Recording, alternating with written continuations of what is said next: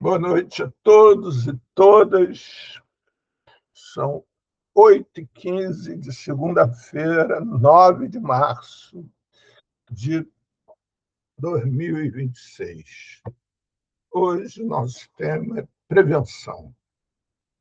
Mas, antes de entrar no tema, eu tenho uma boa notícia. No último fim de semana do mês de março, estará aqui conosco Hugo. O Hugo é superintendente de saúde mental já há muitos anos da Prefeitura do Rio. Boa noite, Alexandre. Não sei exatamente há quantos anos, mas imagino que há uns 15 anos. Então, ele vai nos trazer um perfil da mudança de perfil do usuário do sistema de saúde mental da Prefeitura. Como era há 15 anos atrás esse usuário e como é hoje, qual é a principal demanda hoje. Então, merece a presença de todos, até porque é uma figura muito importante no cotidiano e dia a dia da cidade do Rio de Janeiro, no que diz respeito à saúde mental. É uma boa oportunidade para a gente esclarecer muitas coisas, né?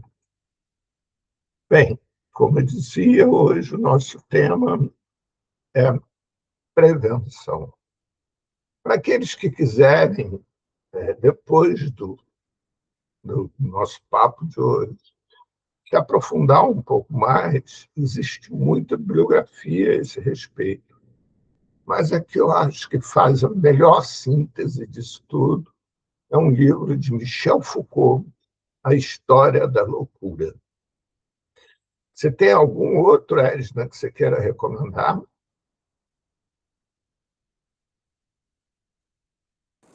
Eu me lembro assim, não. A Paula queria pedir para você colocar os 2 filmes que você citou no último dia. Os dois. Eu Foram 2 filmes. vou ver isso depois e boto. Bem-vinda, Adriana. Bem-vinda, Adriana. Então, é isso. Olha só. Existiu uma época na humanidade que essa categoria de pessoas não existia, né? Aquela que tinha uma diferença na percepção do seu mundo ao redor. Aqueles que tinham um distúrbio mental. Num determinado momento, surge essa figura. Ao surgir essa figura, né, primeiro, assim, só esclarecer um dado que eu falei, pode ficar uma certa confusão, né? É óbvio que existiam pessoas em discordância, né? E que existiam pessoas que hoje a gente poderia relatar com questões de saúde mental. O que eu quis dizer é que socialmente não existia essa diferenciação. Socialmente, essas pessoas eram dadas e eram lidadas a partir de suas características. Tudo isso surge, né, com muito mais ênfase na Revolução Francesa, quando, no mesmo momento, se organizam os conventos, as escolas, os manicômios e as prisões. Naquele momento da Revolução Francesa, em que se pretendia organizar a sociedade a partir não mais de monarquias, começa a se organizar a sociedade a partir de categorias de pessoas, infelizmente. E a partir dessas características, surge uma característica que, ao longo dos anos, na nossa sociedade, vai se reafirmando cada vez mais. A grosso modo, e bastante grosso modo, mas tentando fazer uma síntese, né? Surge a normalidade, que são aqueles que seguem as normas estabelecidas pela nossa elite, que na Idade Média era dada pela Igreja Católica, maciçamente, né? Nas sociedades que tinham contato com a religião judaico-cristã, e depois pela suposta ciência. Suposta ciência por quê?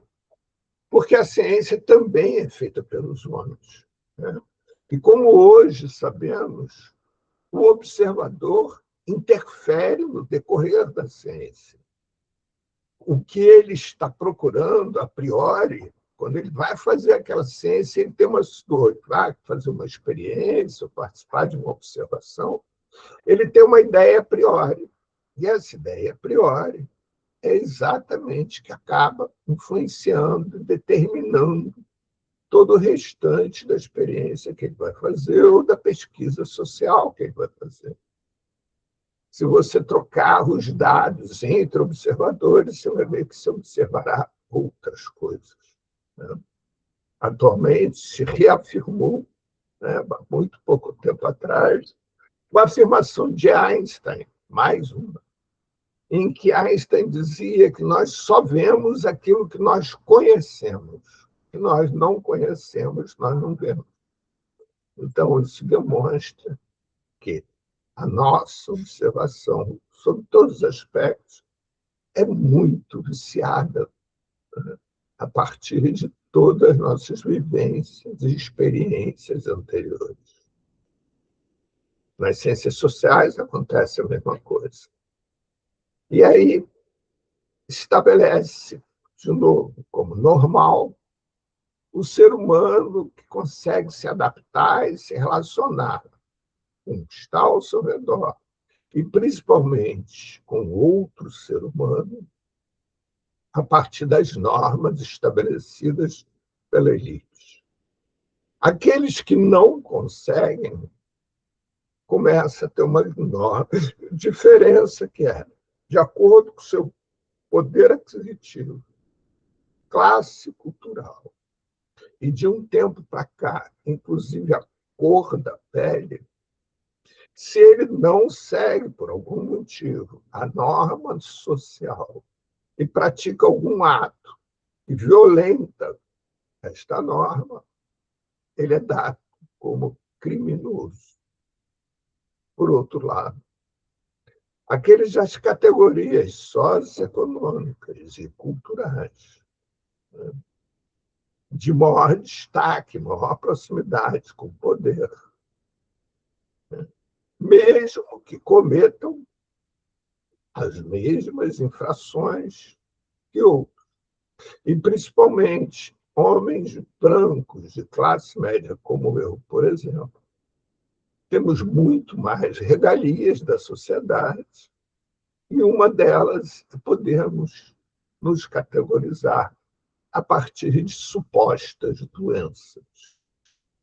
Então, se eu não cumpro uma norma social, né, e consigo provar que naquele momento eu estava vivendo alguma questão que me levava, ou teoricamente, ou supostamente, me conduzia para um comportamento diferenciado, eu tenho uma pena muito diferente. Se você for manicômio judicial, presidiário, você vai descobrir que poucos são aqueles que estão lá dentro que não têm recursos financeiros. E muitos deles não têm nenhum distúrbio. Por isso, simplesmente, tem ótimos advogados que conseguem levar eles para lá. Porque lá, além deles terem muito melhor condição de tratamento, eles têm depois uma redução de pena enorme. Então, a partir daí, surge a loucura como uma forma de vigiar a sociedade e não punir aqueles que pertencem às nossas elites, sejam elites culturais, elites econômicas, elites sociais, seja elas quais forem.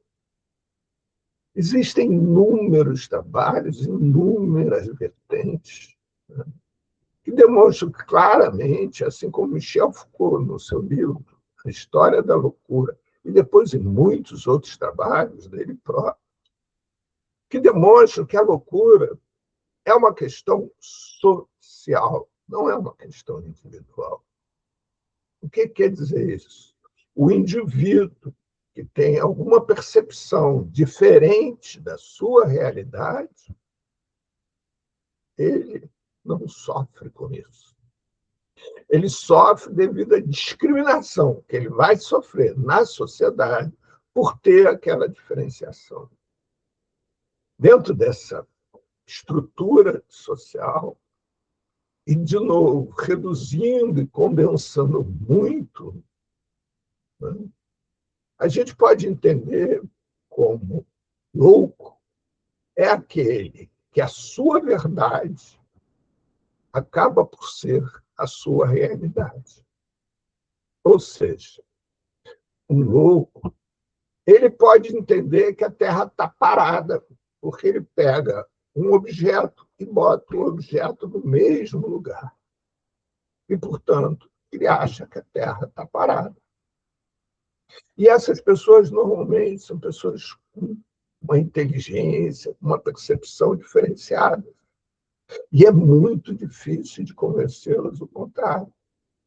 Já nós, que não somos dados como loucos, nós sabemos, porque estudamos, porque conversamos, porque tivemos contatos com dados que embasaram a gente construir uma realidade que a gente sabe que a Terra gira, que nós, ao pegarmos um objeto, colocarmos ele no mesmo lugar, é porque nós e tudo que está na superfície da Terra está girando na mesma velocidade. Portanto, se eu pegar e tirar, eu vou botar no mesmo lugar.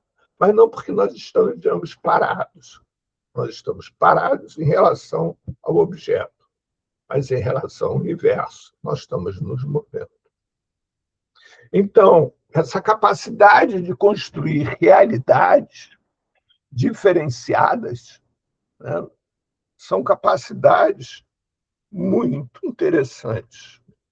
Até porque, assim, vários dos gênios, em alguns momentos, foram confundidos como loucos ou foram confundidos como dissonantes da realidade. Vou dar um exemplo clássico para vocês, que é Albert Einstein. Ele ainda, no primeiro grau de estudo dele, foi reprovado em matemática. E o professor que o reprovou o chamou seus parentes e explicou para a mãe dele que era melhor tirá-lo da escola, porque ele não tinha nenhuma capacidade para aprendizado de matemática, de lógica. Então era melhor tirar e desistir. Pois foi ele que foi depois revolucionar toda a ciência com a teoria da relatividade, mostrando que nem sempre 2 mais 2 é igual a 4. 2 mais 2 pode ser igual a nada. Se a gente pegar, por exemplo, 2 seres humanos mais 2 abacates, dá o quê? Nada. Não existe. 2 mais 2 só é igual a 4 se todos os 4 elementos tiveram a mesma identidade. 2 abacates mais 2 abacates é igual a 4 abacates. 2 abacates mais 4 abacaxis não é igual a nada. Ou pode ser igual a 4 frutas, porque a identidade entre eles é a fruta. Mas isso se passou séculos sem que a humanidade pudesse entender tudo isso. Foi demonstrado pelo Einstein, que não tinha capacidade de aprender matemática. Então, esses dados, muitos deles, as grandes revoluções que nós tivemos na humanidade, São pessoas que tinham uma percepção absolutamente distinta do restante. E, por causa disso, eles conseguiram demonstrar diferenças com um pensamento consoante na ocasião, como Galileu Galilei, que quase foi morto, porque demonstrou que não era o universo que girava em torno da Terra, era a Terra que girava em torno do céu. E assim por diante, inúmeros deles. Né? William Reich costumava dizer que gênio é marca de um produto que está à venda. O que quer dizer isso? Se uma pessoa tem uma percepção diferente da restante, que essa percepção ele consegue produzir algo que seja útil para o restante, ou seja, que ele venda, ele passa a ser gênio.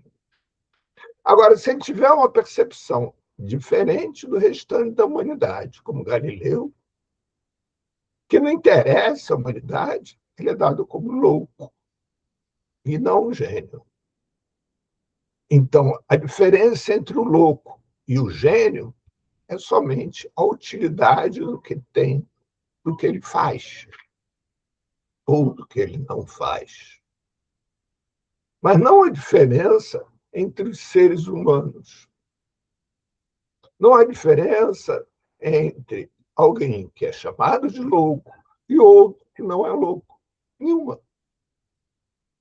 Não existe no organismo de uma pessoa diferenças que possam ser demonstradas, né, de tal forma que possa produzir essas características.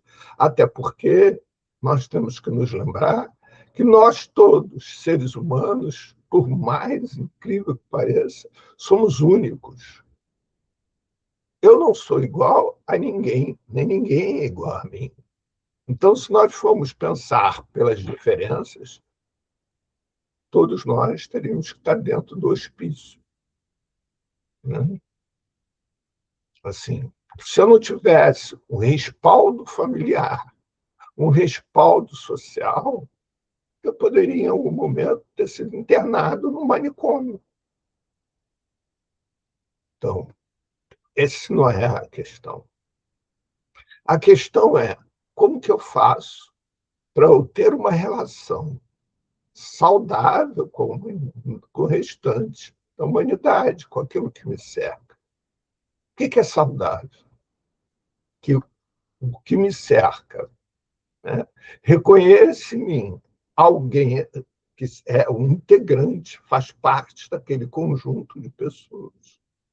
E, ao mesmo tempo, isso não provoque danos a mim, que me permita ter uma vida que seja uma vida onde eu possa viver da melhor forma possível ao longo dos anos. Isso, muitas vezes, vai de encontro a algumas normas. Mas, se essa pessoa produzir algo de valor, é logo esquecido.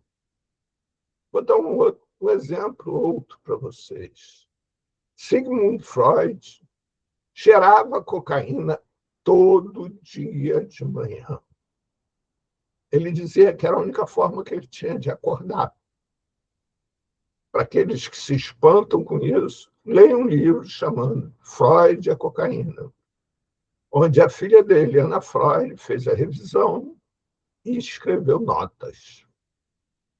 Então, se Freud vivesse em 2026 e ele produzisse algo que não vai de encontro aos interesses das elites momentâneas, ele poderia ser chamado de um viciado, um indutor para consumo de cocaína, tendo em vista que ele tinha um lugar de destaque ao estruturar a psicanálise.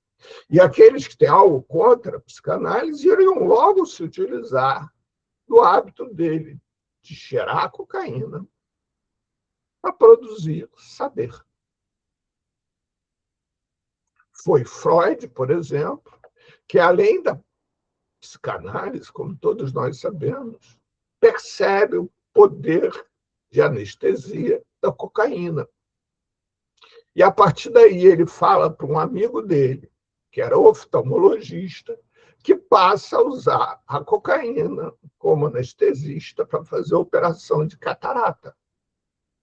E aí foi o amigo dele que levou a fama, e não ele. Embora o amigo dele tenha escrito, foi Freud quem o aconselhou a fazer isso. E por aí vai, se a gente pegar várias e várias pessoas de destaque na humanidade, tinham enormes diferenças. Né? Vocês devem estar acompanhando, por exemplo, o caso Epstein. Epstein é aquele bilionário norte-americano que ficou bilionário com tráfico de crianças para exploração sexual. Pois é, ele era a casa dele de negócios, né, vulgarmente conhecido como puteiro dele, era numa ilha no Caribe, frequentada só por pessoas de elite. O seu sócio é o irmão do rei da Inglaterra, que acaba de ser preso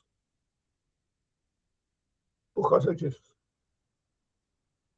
Seus frequentadores são inúmeros, pessoas da elite. Quem está denunciando tudo isso é uma brasileira, ex-menina de rua, que foi raptada pelo Epstein aos 12 ou 14 anos, não me lembro mais. Foi levada para a ilha e foi abusada inúmeras vezes pelo próprio Epstein e outros mais. Ela está denunciando isso e ninguém comenta. Ninguém sabe o nome dela. Por quê? Porque ela é uma ex-menina de rua. Em compensação, aqui no Rio de Janeiro, acabou de ter um estupro coletivo no bairro de Copacabana. 5 meninos, 5 rapazes, estupraram uma companheira deles de escola. O que aconteceu? Os 5 rapazes estão presos. Assim, ninguém fala da escola que esses garotos estudavam. Colégio Santo Inácio. Um colégio dedicado à elite, de padres, jesuítas. Não se fala. A mídia não fala. A mídia fala assim, estudavam no colégio de elite. Por que isso? Porque era de elite. Se fosse um colégio do subúrbio, de pobres, já estava todo mundo culpando, da diretora aos professores. Como é de elite, não. Como é de elite, certamente, daqui a pouco alguns deles vão ser dados como pessoas doentes mentais. E por isso mesmo, ao invés de ficarem presos, vão para alguma clínica para fazerem tratamento, e nesta clínica rapidamente recebem alta e seguem a vida. Daqui a pouco fazem campanha, inclusive, contra o estupro. E quem sabe são eleitos para serem nossos representantes. E assim a gente vai percorrendo a história da humanidade com todos esses desacordos. A gente tem, por exemplo, um trabalho fantástico da Nise da Silveira. Nise da Silveira era uma psiquiatra que assumiu a direção do manicômio aqui na cidade do Rio de Janeiro e substituiu a tortura para aqueles internos, torturas com choque elétrico, castigos físicos, etc., por arte. Começou a trabalhar com arte com essas pessoas. Revelou artistas fantásticos. Quantos de nós sabem disso? Quantas universidades trabalham a metodologia de Nise da Silveira. Quantos prêmios Nise ganhou? Nenhum. Quantos livros de Nise estão sendo publicados, distribuídos? Pois é, não interessa. Junto com toda essa história do distúrbio mental, recentemente, inclusive, como as substâncias psicoativas, ou seja, as drogas, são majoritariamente consumidas pela elite social, se atribuiu o consumo dessas substâncias por pessoas que têm distúrbios psíquicos. E aí elas passaram, ao invés de se cometem um crime e provam que estavam sob efeito dessas substâncias psicoativas, elas passaram a ser internadas em manicômios.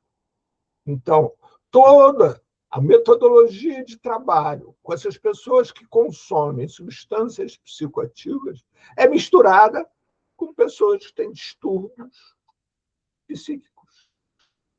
As clínicas que recebem os adictos ou, né, para outros, os dependentes químicos, que é falso, que não existe dependência química, são as mesmas que trabalham com doente mental. Ficam todos misturados.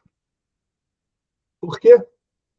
Para livrar os doentes, os adictos, os consumidores de substâncias psicoativas, que são, repito, em sua grande maioria, da elite.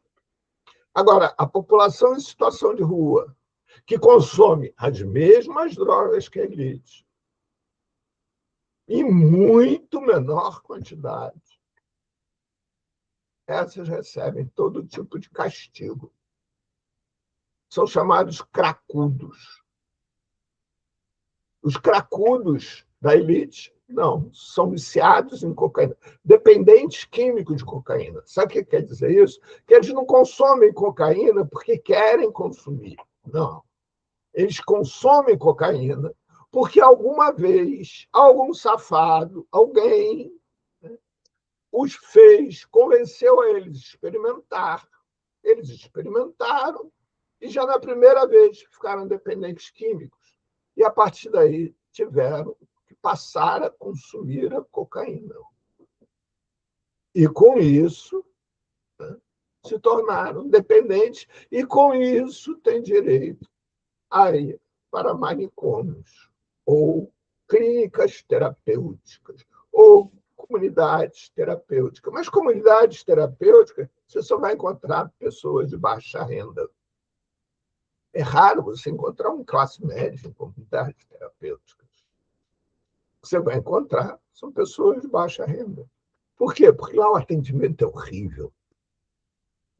A grande maioria desses espaços não tem nenhum tipo de atendimento médico, psiquiátrico, psicológico, nada disso. Eu não estou dizendo que muitos dos consumidores de substâncias psicoativas ou drogas não precisem ou não devam ter uma atenção psicossocial. Precisam. Mas não para justificar o consumo de droga, mas descobrir por que eles estão se destruindo usando a droga. Porque eles usam algo que sabem que faz mal sob todos os aspectos, pelo aspecto físico, pelo aspecto social, etc. E não resolve nenhum dos seus problemas.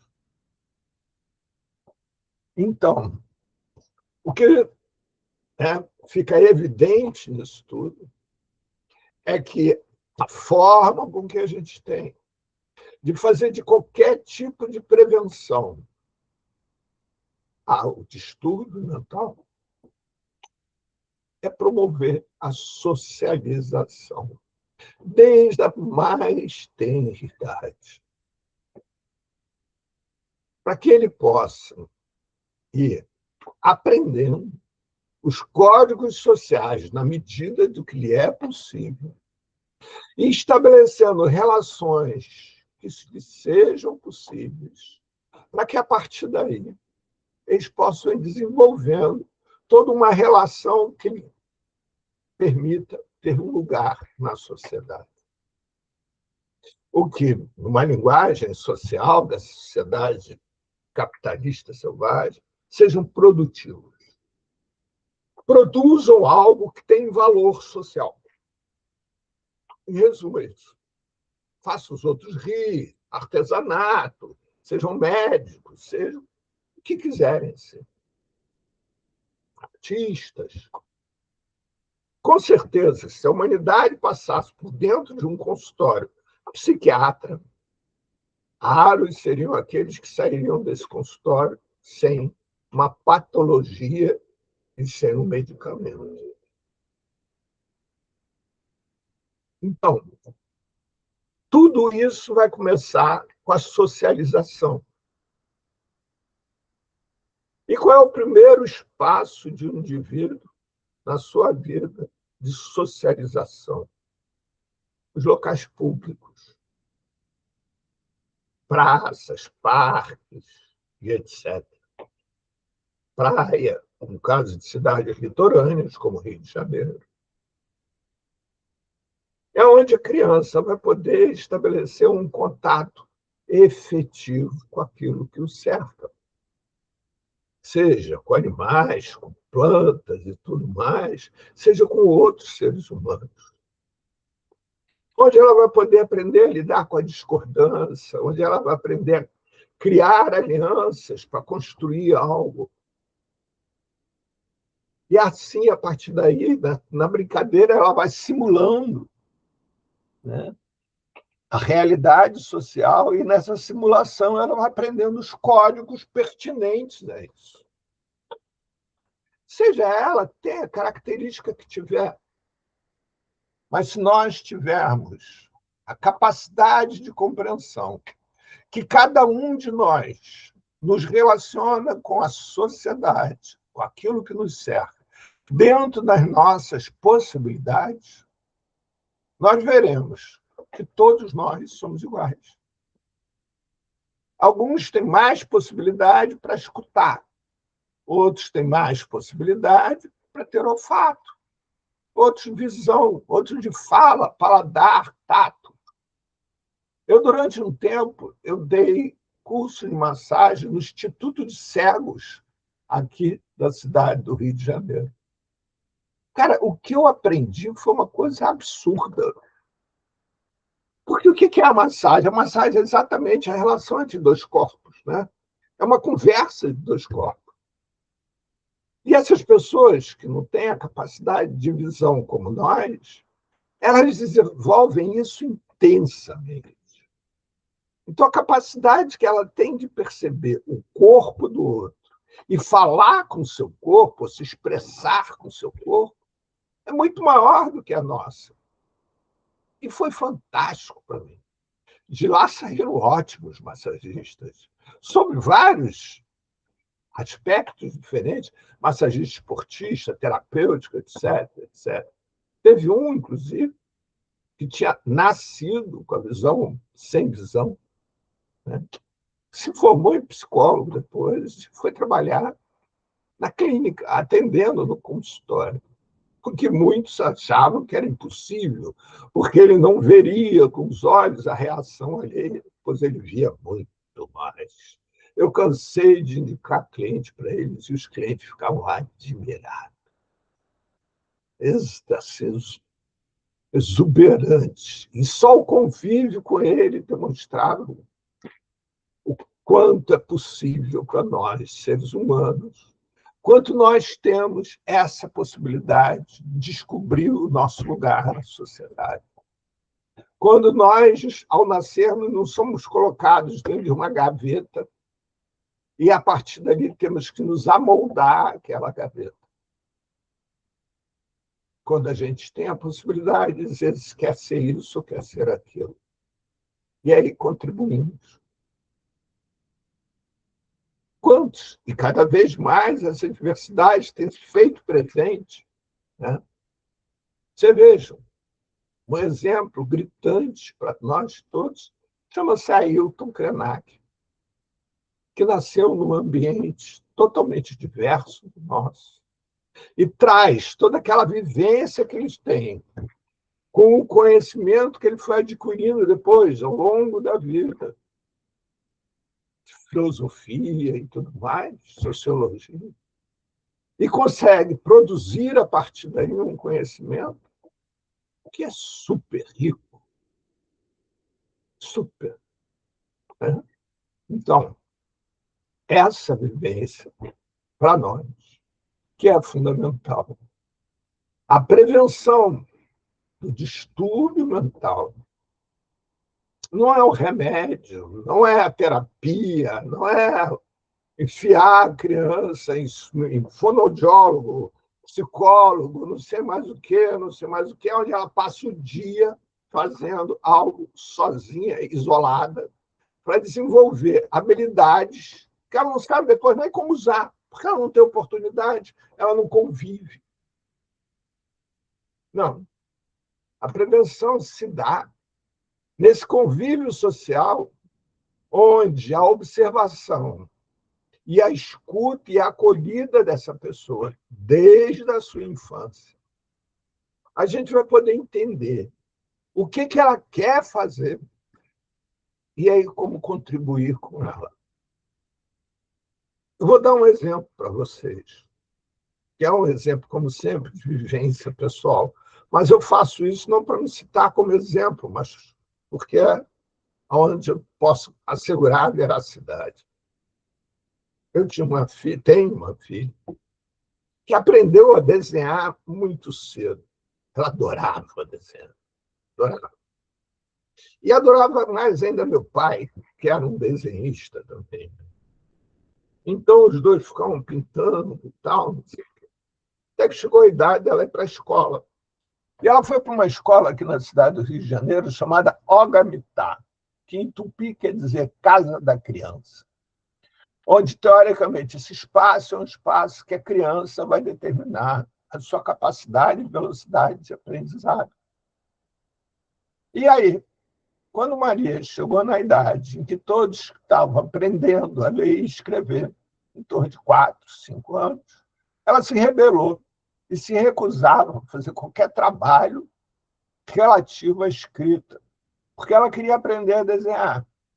E o argumento dela era o seguinte: se ela escrevesse uma frase, o homem está chorando, só que entendesse português e entendeu o que ela estava falando. Mas se ela desenhasse um homem chorando, qualquer cidadão do mundo saberia desenhar, ou saberia o que ela estava falando, expressando.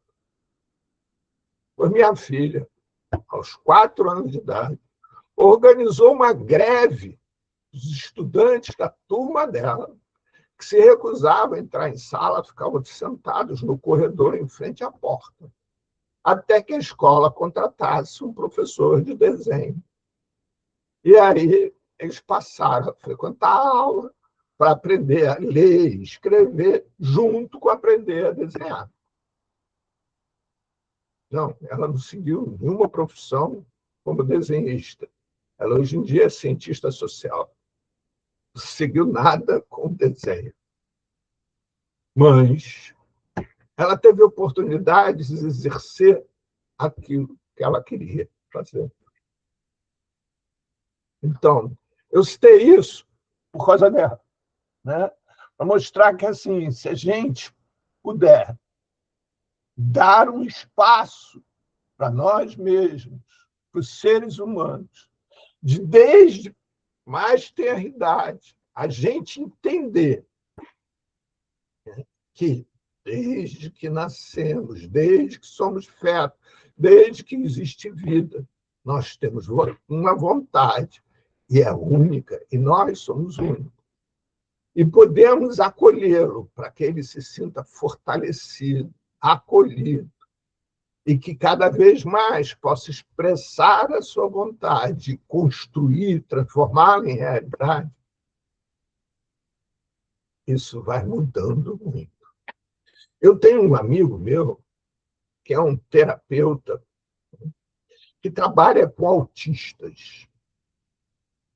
Ele tem uma casa bastante grande, onde ele mora com crianças e adolescentes autistas. Eu já acompanhei ele mais de uma vez. Íamos à praia com essas crianças autistas, algumas com uma dificuldade imensa de se comunicar e se relacionar com o exterior. Ou se vocês virem essa pessoa se relacionando com esses autistas, é impressionante. Eu não consigo nunca. Eu conheço ele há uns 30 anos ou mais. Né? Acompanho o trabalho dele nesses 30 anos. Muita gente acompanha o trabalho dele. E nunca consegui compreender como é que ele faz para se relacionar daquela forma com aquelas pessoas todas. É belíssimo.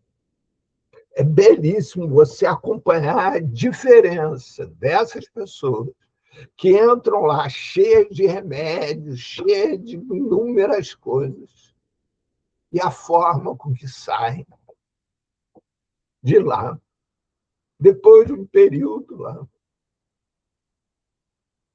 É belíssimo.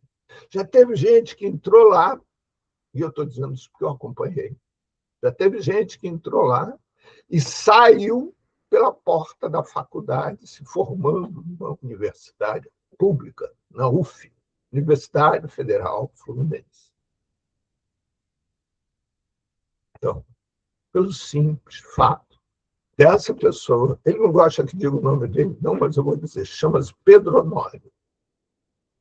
Pedro Honório ter desenvolvido essa técnica, dessa relação com essas pessoas, em que permite essas pessoas serem, existirem.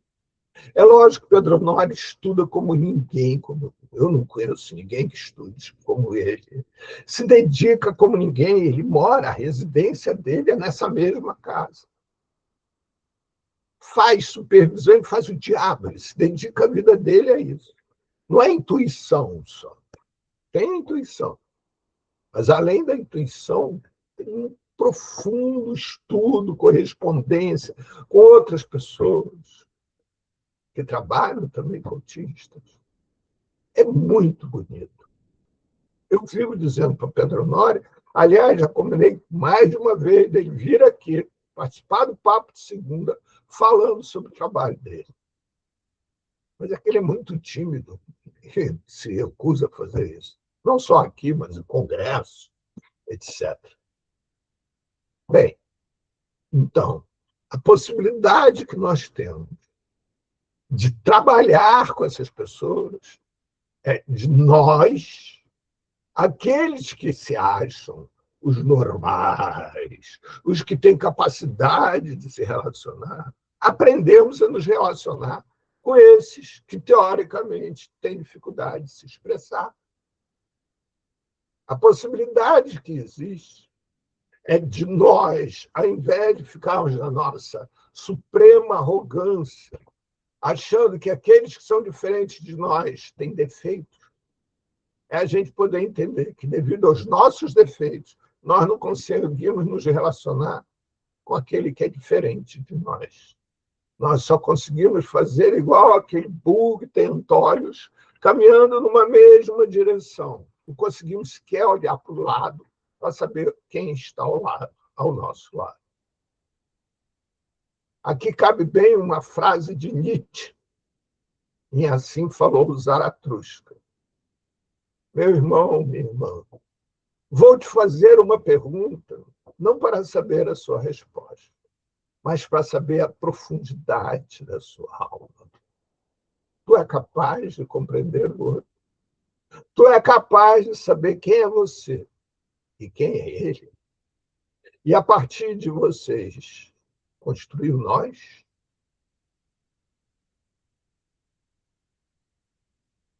Bem, é isso.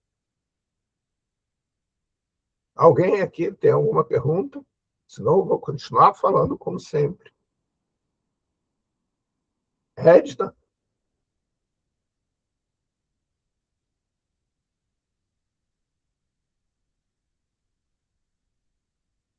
Adriana,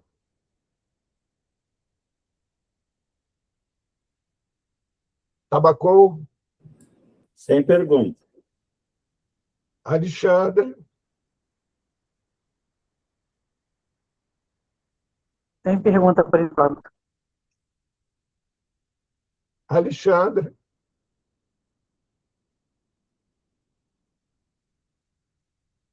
Edna. Bem, então, a partir daí, né, eu vou lançar algumas perguntas. Olha só, existe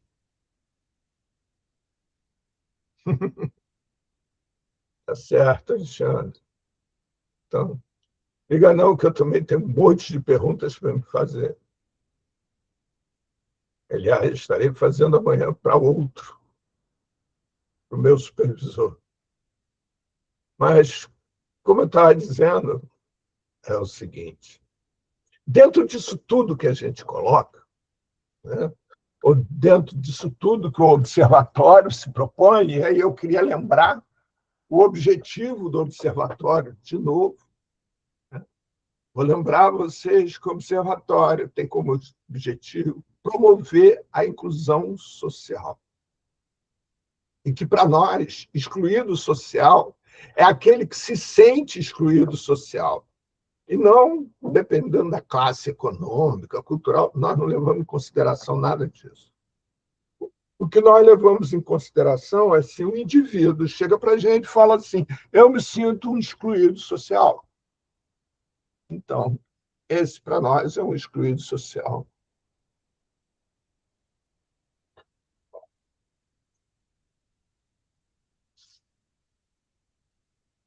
Mas uma pergunta que a gente sempre se faz é o seguinte: se tudo isso que a gente está falando em torno da saúde mental está ligado diretamente à relação com que a gente tem, com o que nos envolve, seja consumo de substâncias psicoativas, seja diversidade neurológica, seja lá o que for, né? Para que serve um acolhimento, um tratamento que provoque isolamento?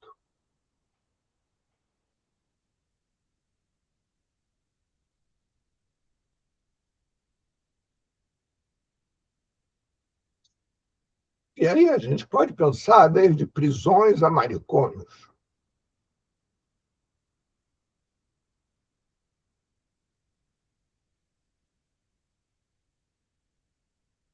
Para que serve? Para intimidar. Para que a elite provoque uma intimidação e assim fique claro que quem discordar dela vai ser castigado. Como está acontecendo agora, independente de qualquer outra questão, no Oriente Médio, que Israel dizimou a Palestina, faixa de Gaza, porque se recusam a ser judeus e a obedecer Netanyahu. Eles se recusam, na realidade, a serem escravos dos judeus. Assim como agora estão destruindo o Irã, porque também se recusa a ser escravo dos judeus, que na realidade são escravos dos norte-americanos. E aí a gente tem, nesse momento, um presidente norte-americano, Trump, que comete inúmeras atrocidades, como, por exemplo, ser um frequentador ativo da companhia de Epstein. Isso, aquele traficante de menores que ficou bilionário usando da prostituição de crianças. Isso. inúmeras coisas. Não sei se vocês sabem, Trump responde a 37 processos nos Estados Unidos por mais diversos tipos de crimes. Aquele processo, inclusive, da prostituta, que foi levantada por ele, foi interrompida porque ele foi eleito presidente da República, que se acha no direito de invadir um país, raptar seu presidente, a Venezuela, e levar ele preso para os Estados Unidos. Qual era a justificativa, vocês se lembram? Que ele era traficante de drogas. Isso demonstra qual é a utilidade da guerra às drogas e da dependência química. Porque, por causa disso, a sociedade toda apoiou o rapto de Maduro e da esposa dele. Mesmo agora, o Trump, porque chegou o julgamento do Maduro, o juiz determinou que o Estado norte-americano apresentasse as provas que teria contra Maduro por ele ser traficante. Como não existem provas, o Estado norte-americano teve que admitir que não foi isso. Ele nunca foi traficante de droga, mas está preso. E vai ficar preso até acabar o julgamento dele, que pode levar anos. E aí, ao mesmo tempo, os Estados Unidos já dominaram o comércio de petróleo venezuelano, já tomaram posse dele. E quando Maduro for solto, ele já mudou o regime, já fez tudo o que queria. Isso baseado exatamente na guerra às drogas. Isso baseado exatamente na premissa daquele que discorda da elite é preso, é criminoso. Agora, o Trump, o Netanyahu, que destruiu a faixa de Gaza, universidades, hospitais, escolas, tudo que poderia ter. E que isso, na minha cartilha, mostra um desajuste na relação com que o cerca, ou seja, ele é um doente mental, que coloca em risco outros e que já está condenado na justiça israelense, e que o dia que deixar de ser primeiro-ministro de Israel vai sair direto para a cadeia, porque ele está condenado por corrupção. Então, ele não pode acabar as guerras, porque a hora que acabar a guerra, ele só está como primeiro-ministro porque está em estado de exceção, Israel, porque está permanentemente em guerra. A hora que ele acabar com isso, ele vai para a cadeia. Mas, enquanto isso, ele mata e destrói a todos em volta. Acabou de decretar que o território da faixa de Gaza é de propriedade de Israel e, portanto, são terras públicas que os colonos israelenses podem ocupar da melhor forma que quiserem. Não tem o menor problema. Expulsem e matem os palestinos que se negarem. Desde criança. Não sei se vocês sabem, o Estado de Israel é o único país no mundo que permite a prisão de crianças de 8, 6 anos. Basta para isso algum soldado israelita se sentir ofendido, ou alguma autoridade se sentir ofendido.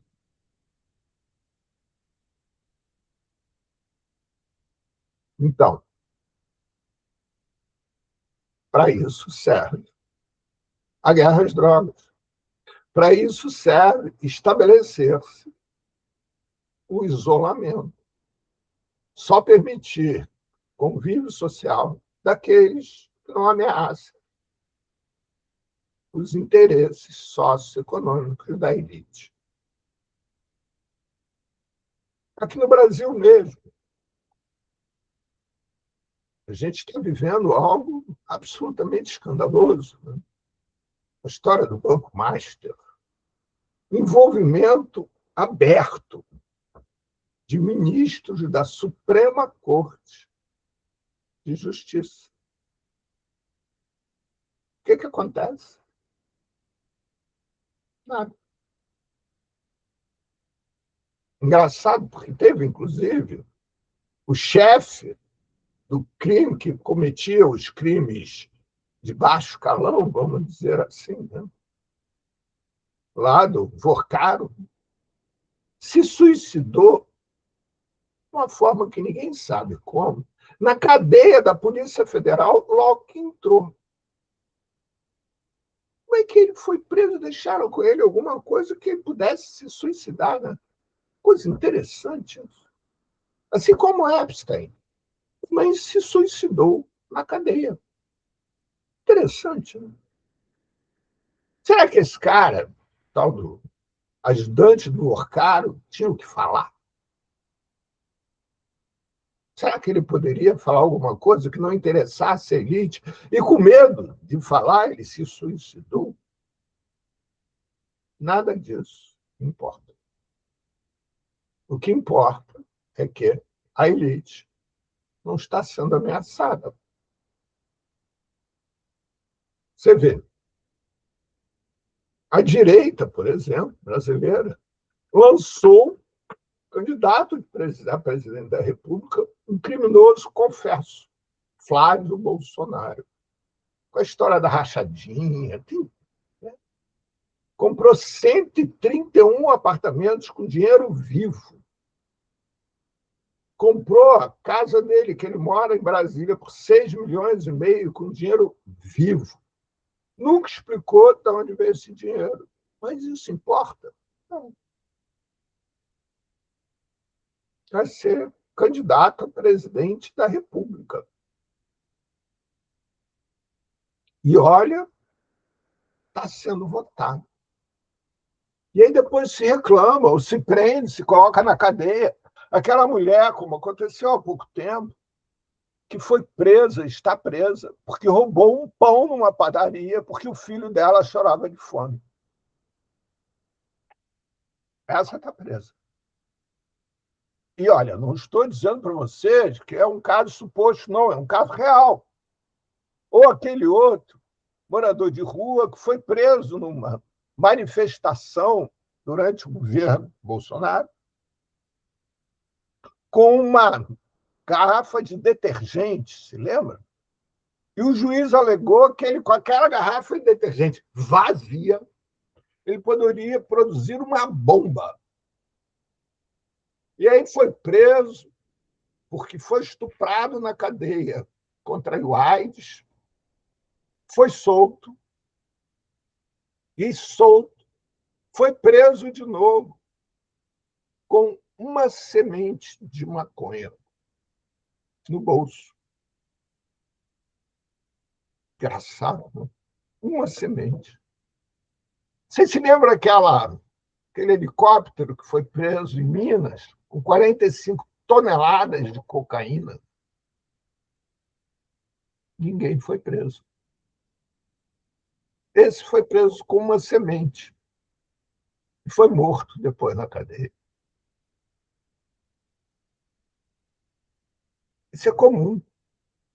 Vocês conhecem a história do manicômio de Barbacena, onde 60 mil brasileiros, ditos supostamente com distúrbios mentais, foram mortos. Não, né? Pouca gente sabe disso. Menos gente sabe ainda de quem era o proprietário do manicômio de Barbacena, obviamente. Menos gente sabe ainda durante quanto tempo essas 60 mil pessoas foram mortas e que ninguém tomou providência nenhuma. Quem será que estava lá dentro? Será que eram brancos, da elite?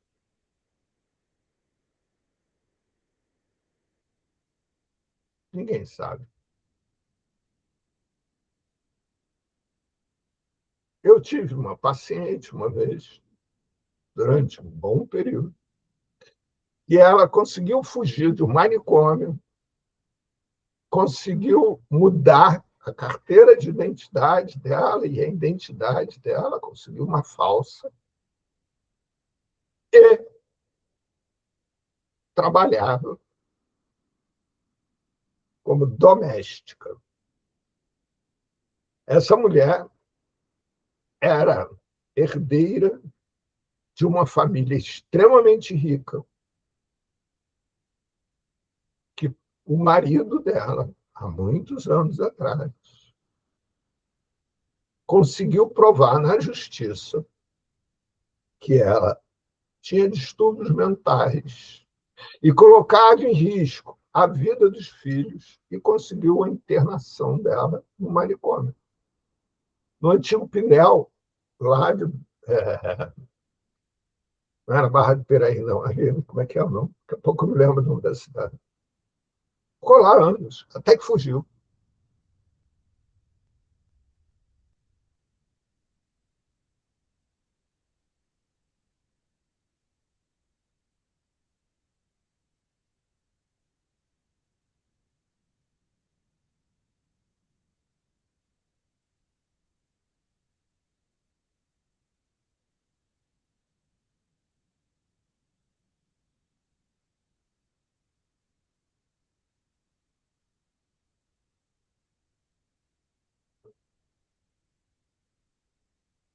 Olha só, assim, tentando deixar claro uma coisa.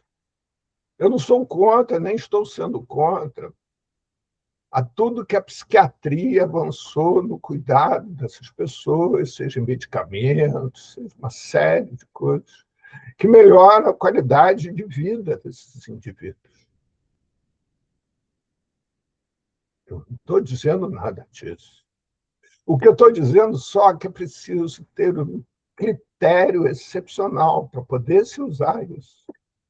E mais do que esse critério, já vai tabaco, mais do que esse critério, né, essas pessoas são pessoas iguais a qualquer outro. Eu tomo medicamento diariamente para minha diabetes, para minha pressão alta, colesterol alto. E nem por isso estou trancado em um lugar. Então, o que eu estou querendo dizer é que, porque essas pessoas, o que eu estou querendo dizer, não, o que eu estou dizendo é que porque essas pessoas têm algum distúrbio, e que podem ter, não são diferentes de todas as outras nós, porque todos nós temos distúrbio.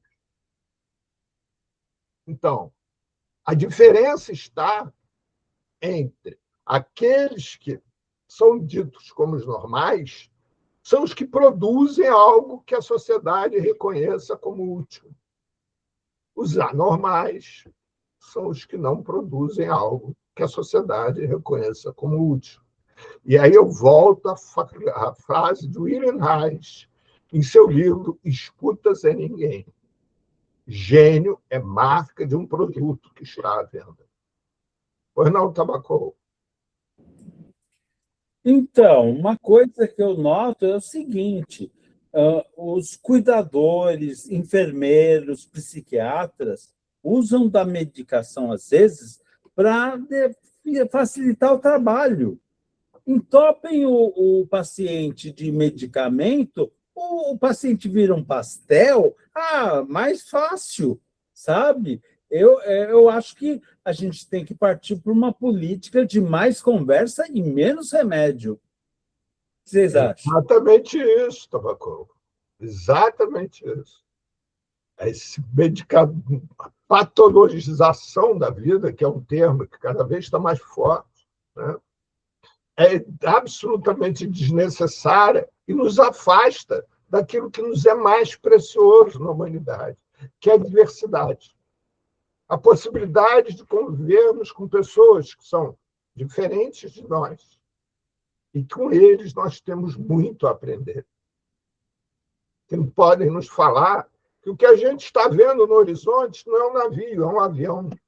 Só que o horizonte dá um distúrbio na nossa visão.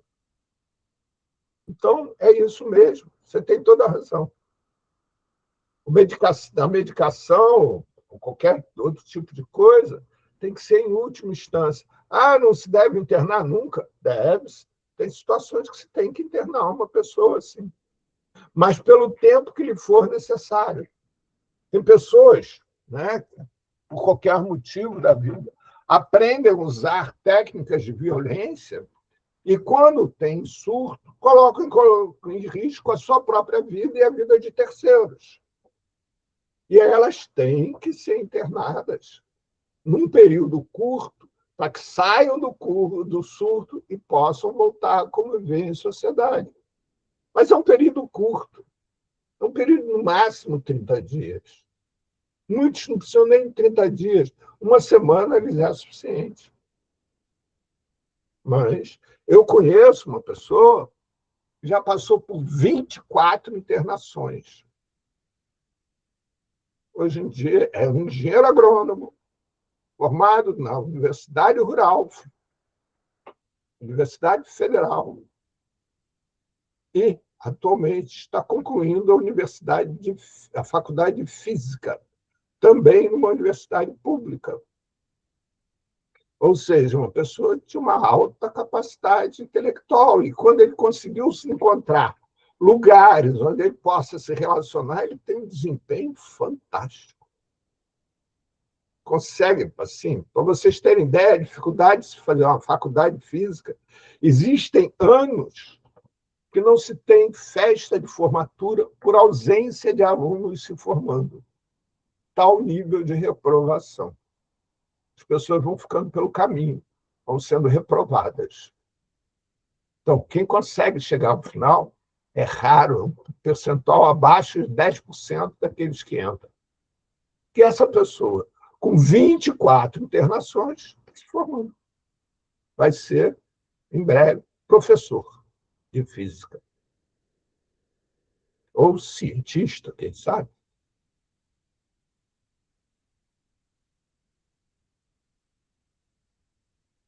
Fala, Esda.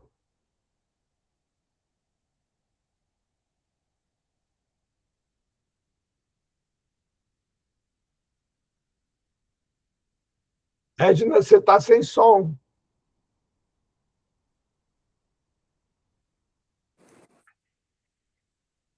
Eu estava pensando aqui em dois pontos que lá, acho que no livro do Michel Foucault, ele fala com a questão da modelo econômico que saía do feudalismo para o capitalismo, em que tinha que ter uma produção e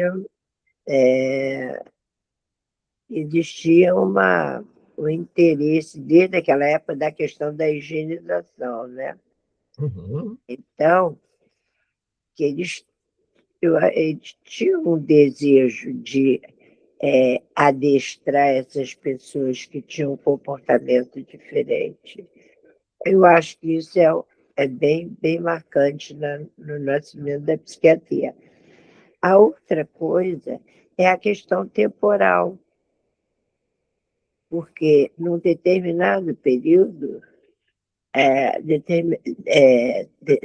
determinada data, né, aquele comportamento era caracterizado como anormal. Hoje não é. E aí a gente pode dar o exemplo, né, da uma pessoa cheia de tatuagem.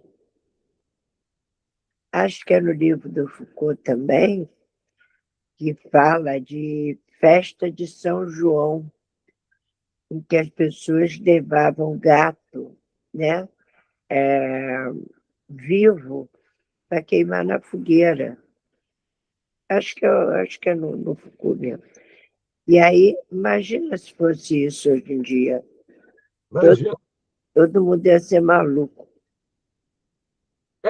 Imagina, por exemplo, se fosse hoje em dia que criava-se gatos para poder fazer couro de tamborim. Imagina. A gente pode ficar aqui, não imagina. Acabou de ter a Copa da UEFA, o ano passado teve a Copa da UEFA na Alemanha. UEFA é Copa das Seleções da União Europeia, né? E a sede foi na Alemanha. A polícia alemã foi para a televisão fazer uma campanha para que os torcedores, ao invés de beberem cerveja, fumassem maconha. Imagina se fosse feito isso aqui no Brasil. Né? O mais interessante é quando a gente pensa que 11 estados norte-americanos, o uso de maconha é absolutamente liberado. Como faz? Então, todos esses dados que a Edna cita, está nos livros de Foucault, e tem inúmeros outros livros, né, a esse respeito, é uma literatura farta. É impressionante, porque essa literatura farta não faz com que a elite mude o seu discurso. Não faz com que as pessoas falem ou pensem diferente. A própria história da guerra às drogas. Né? Teve uma época que nós organizamos um ciclo de debate em Maricá. Dan Small, do observatório, se alternava com o próprio Bruce, né, e faziam debates, palestras lá. E, obviamente, internet, né? E era uma vez por mês, eu não me lembro mais se era o primeiro ou última sexta-feira do mês. Eu sei que tinha uma pessoa, que eu posso falar porque isso foi público, né, que era professor de História ou Geografia no município, e que andava acompanhado pela mulher, porque ele se dizia dependente químico de cocaína e que, se a mulher não estivesse do lado, ele ia, inevitavelmente, usar cocaína. Então, a mulher andava o dia inteiro ao lado dele, literalmente. Qualquer coisa que ele fizesse, estava ele com a mulher. A mulher, por exemplo, estava lá nas palestras com ele. E aí, no desenrolar da história, foi se debatendo muito a questão da dependência química. E ele era um defensor, porque ele se citava como exemplo, né, de dependente químico. E ele foi debater logo com Bruce Alexander. Né? E foi debater num dia que o Bruce estava especialmente inspirado. E, olha, ao final desse dia, ele chega à conclusão que não tem mais, que não é dependente químico. E ele falou um monte de palavrão, um monte, que porra, que merda, passei minha vida cheirando porque eu acreditava que não tinha jeito. Então, como eu acreditava que não tinha jeito, em vez de sofrer, eu cheirava cocaína para esquecer que eu sou dependente químico. Essa foi a síntese do que ele falou. E aí, depois que ele fez tudo isso, acabou e tal, não sei o quê, né? No encontro seguinte da gente, aparece ele sem a esposa. E ele abre o encontro, ele falava muito, abre o encontro dizendo que ele estava um mês limpo e sem andar com a esposa ao lado, que a esposa nunca mais tinha aparecido ou tinha andado com ele, que ele não precisava mais dela. E o encontro foi se desenrolando. E o cara se acalmou, ficou lá, né, falando e tal, não sei o quê. Nessas alturas já tinham tido não sei quantos encontros. Então, eram encontros que, basicamente, as pessoas relatavam casos. E, de repente, chega a mulher do cara. E chega a mulher do cara. E ela levanta o braço e começa a falar e começa a chorar compulsivamente.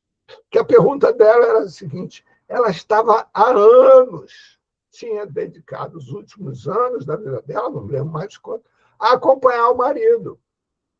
E agora que o marido não precisava mais dela, o que ela ia fazer da vida? Ela estava dependente do marido precisar dela, porque ela não tinha filhos, não tinha mais nada para fazer, além de acompanhar o marido. Inclusive, por causa dessa companheira, acompanhar com o marido, né, acompanhar o marido, ela era requisitada em igrejas neopentecostais e tal para falar sobre dependência química. E agora nem isso estavam falando, chamando ela, porque como o marido tinha deixado de ser dependente químico, não tinha mais utilidade chamar ela. Ou seja, ela que se transformou uma dependente do marido doente. Como o marido não era doente, ela perdeu, deixou o que fazer. Isso é algo muito comum em famílias de usuários ou famílias de pessoas com distúrbio mental. Que as famílias elas criam uma dinâmica tal que a vida delas gira em torno daquela pessoa. E se aquela pessoa não cumpriu o trajeto de doente, a família fica sem ter o que fazer e como que fazer. Já aconteceu isso comigo mais de uma vez, de clientes, né? Porque eu atendo famílias também, né? Mais de uma vez, que se vê que o adoecimento daquele indivíduo é causado pela família. Isso é muito comum em famílias com grande poder aquisitivo, que normalmente acontece é que a mulher não trabalha para cuidar dos filhos, e os filhos crescem e ela fica com aquele doente para torná-la mãe necessária. E ela esquece, deixa de ser a esposa do marido, qualquer coisa. A vida dela gira em torno daquele filho. E falar que o filho não é doente, para ela é horrível. Eu já tive uma família que a mulher tentou suicídio por causa disso.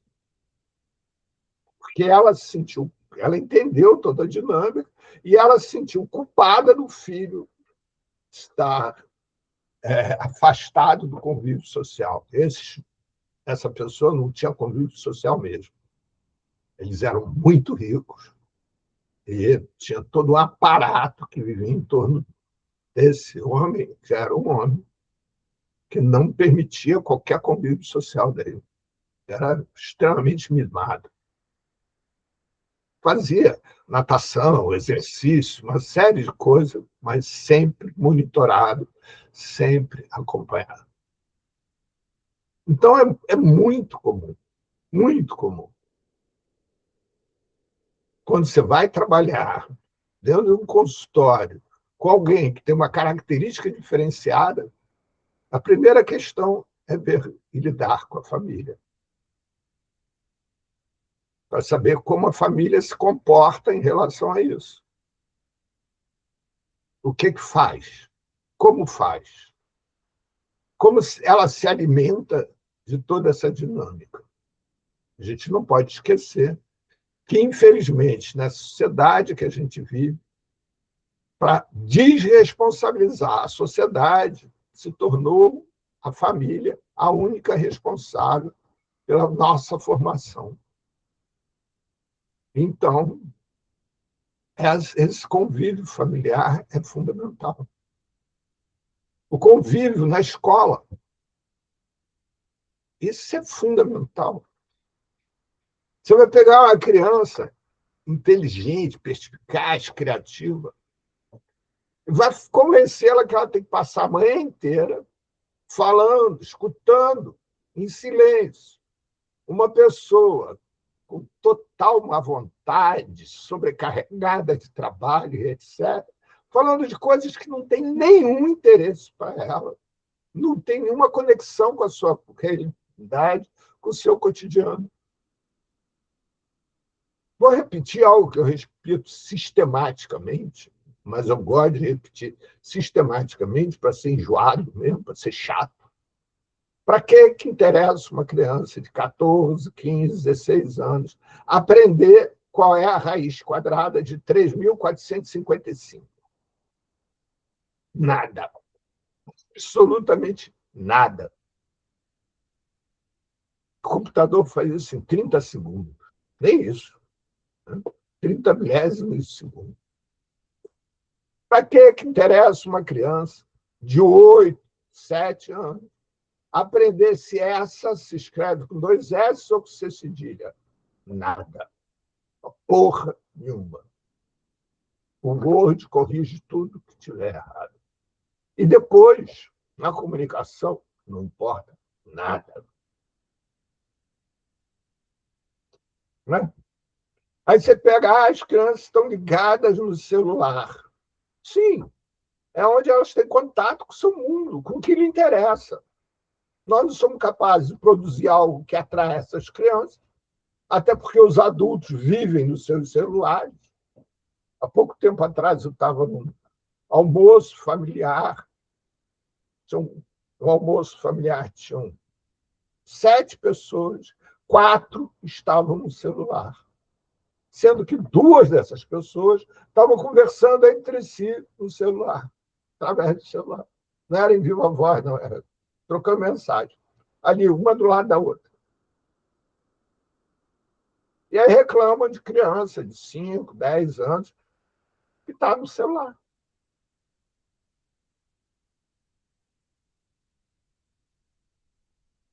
Então, os países no mundo que hoje nós estamos olhando pela placa traseira deles, ou seja, estão lá na frente, qualidade de vida, etc., estão acabando com esse formato de escola que nós vivemos.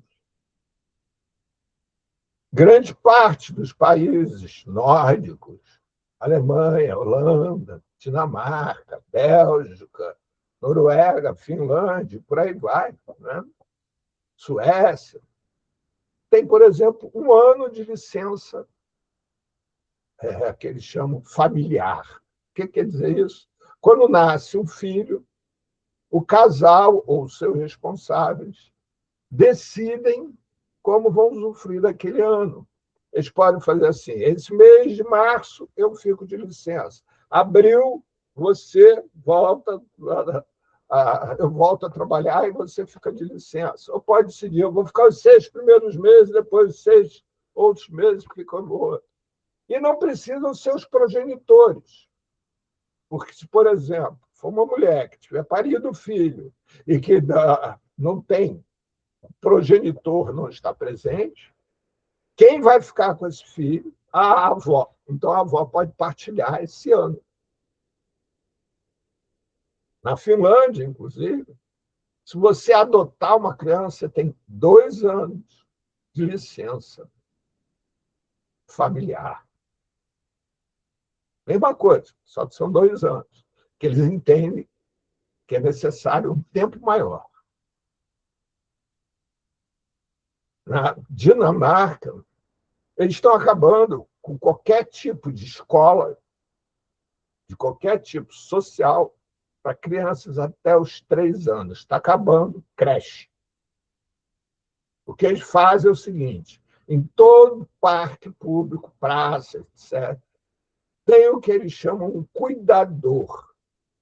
Então, eu tenho um filho de 2 anos, tenho que sair para ir ao médico, quero ir ao cinema, qualquer cacete. Passo na praça, entrego meu filho para aquele cuidador. Aquele cuidador fica tomando conta do meu filho com as outras crianças em volta. Eu, quando passar de volta, pego meu filho e levo para casa. As crianças, se está chovendo, as crianças ficam na chuva, brincando na lama, tomando banho de lama, de terra. Tchau. Tem vários filmes sobre isso. Vários. E por aí vai. Enquanto aqui no Brasil continua esse mesmo princípio de contenção, de disciplinar as crianças, para que as crianças se tornem obedientes e obedeçam à elite. Nesses outros lugares, a preocupação é formar cidadãos.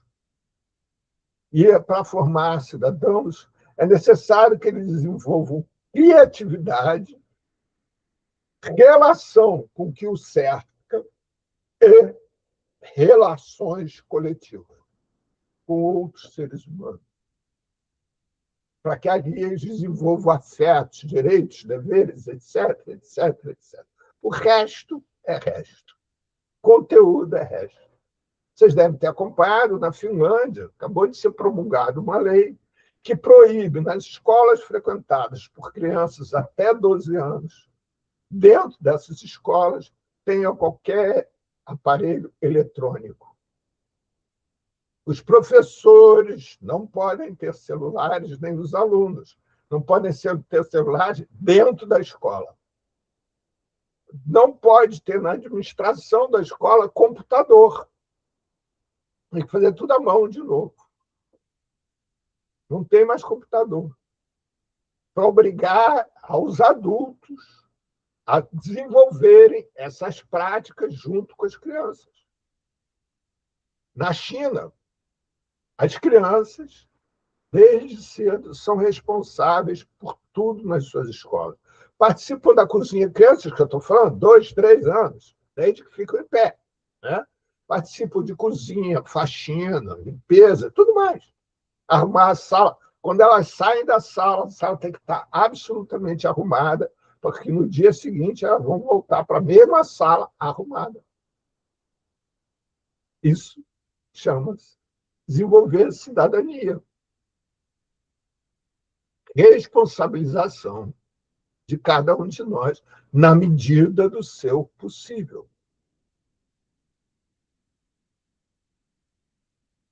É como fazem as tribos hoje, sociedades que não entraram em contato com a sociedade judaico-cristã capitalista, né? Que isso já é quase sinônimo.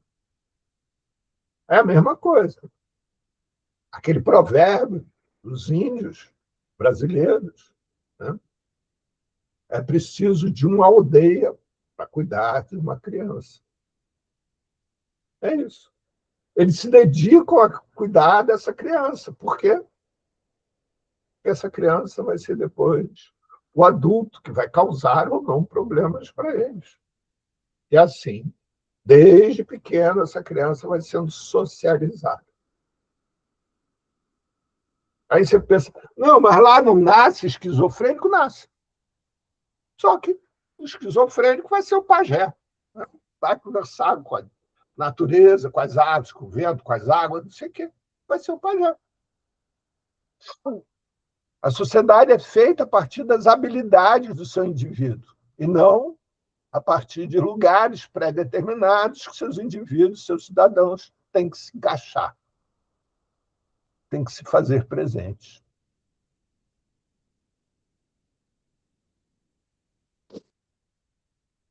Pois não, Alexandre? Pois bem, me parece que é um sistema que ele acaba te roubando, né? Um sistema de ensino que acaba te roubando tempo, porque o aluno vai para a sala de aula, diante de 40 pessoas, que é um tempo perdido, que é roubado dele, que ele não tem a troca com os outros, nem com o professor, nem com os colegas. Volta para casa, ele tem o tempo roubado pela tarefa, que acaba muitas vezes, para a maioria, sendo uma tarefa impossível de ser realizada. Eu mesmo, quantas vezes eu tive dificuldade de fazer as tarefas de casa e ficava ali naquele tempo perdido sem ter o rendimento. E rouba o tempo de fazer as outras coisas da casa, que é a limpeza, participar da vida da casa, que se torna uma vida também morta. Às vezes é uma empregada que faz. Então, toda uma... vários pontos, né, que dá de se pensar. Mas uma coisa que tem, uma conhecida, ela trabalhava na escola que é Celestine Freinet, usava esse sistema, e já era uma quantidade menor de crianças. Apesar de que ela dizia que era um sufoco para ela, porque eram meia dúzia de crianças, filhinho de papai, não é? De pessoas com uma condição de vida da classe alta, e ela disse que ela não podia fechar os olhos que eles aprontavam, porque a dinâmica passa a ser outra, né? Mas, enfim, seria isso. Primeiro, obrigado, Alexandre. Eu nunca tinha pensado nem visto sobre essa sua ótica que você coloca da sociedade roubar tempo, né, ou seja, a sociedade nos rouba a vida, né? Na realidade, porque o que constitui a única coisa que a gente tem na vida é o nosso tempo. Então, se ela rouba nosso tempo, ela rouba a nossa vida, na realidade. Eu nunca tinha pensado nisso e vou passar a adotar esse termo. Obrigado, Alexandre. Em segundo lugar, essa criança das escolas Frenet, né, que você fala, você já conversou com alguém que conviva no Aras, que tenha cavalos, que são cavalos reprodutores e, portanto, ficam o tempo todo presos em baia? O que acontece com esses cavalos quando eles são soltos? Sabe o que acontece? Esses cavalos saem disparada a ponto de não verem nem as cercas de arame farpado e acabam se machucando. É igual essas crianças do Frenet. O problema não é o Frenet, nem as escolas de Frenet, que apregou exatamente a criatividade, a liberdade, etc. O problema é que em casa elas são totalmente reprimidas. E quando chegam em algum espaço que tem a possibilidade de criar, elas querem tudo ao mesmo tempo. E aí não tem limite, colocam em risco a si próprio, etc. Não sabem conviver porque não convivem em casa. A questão não está na escola, a questão está na casa. Essas famílias que levam seus filhos, já convivi muito com isso, seus filhos para essas escolas, normalmente são famílias absolutamente preconceituosas. Sabe essa escola, a Olga Mittar, que eu citei o exemplo? Pois é, da minha filha, da Maria, ela tinha uma reunião com os pais, que eu não me lembro se era semestral ou bimestral. Bem, mas chegou no verão, era um calor absurdo, e aí eles instituíram banho de mangueira, crianças de 3, 4 anos, para vocês terem ideia. E essas crianças de 3, 4 anos, elas tiravam as roupas, algumas ficavam de calcinha, outras ficavam totalmente peladas. Pois olha, numa reunião de pais, alguns pais, né, fizeram um protesto veemente que aquilo que estavam fazendo era ensinando as filhas deles a serem prostitutas, porque não podiam ficar peladas e acharem normal ficar peladas na frente de outros homens. Entendeu? Uma menina de 2 anos, 3 anos, era proibida, queria que fosse proibida de tirar a roupa, que elas fossem de biquíni, de short, qualquer coisa do gênero, para tomar banho de mangueira. E quando o dono da escola estava presente, que eu estava presente também, né, ao final de um debate absolutamente acalorado, disse que cada um mandasse seus filhos do jeito que quisesse, que a escola não ia fazer nenhuma objeção.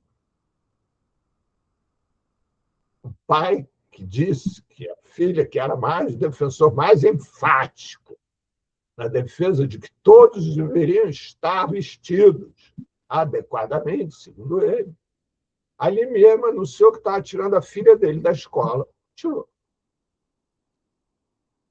Então, para vocês verem como é incoerente, porque um pai pega o seu filho, bota na escola Olga Mittar, que era uma escola que estava na moda na época, para ele poder dizer, quando estiver bebendo uísque com seus amigos, dizer que a filha dele está na Olga Mittar, e ele é um progressista, porém, mantém os valores conservadores na sua própria casa.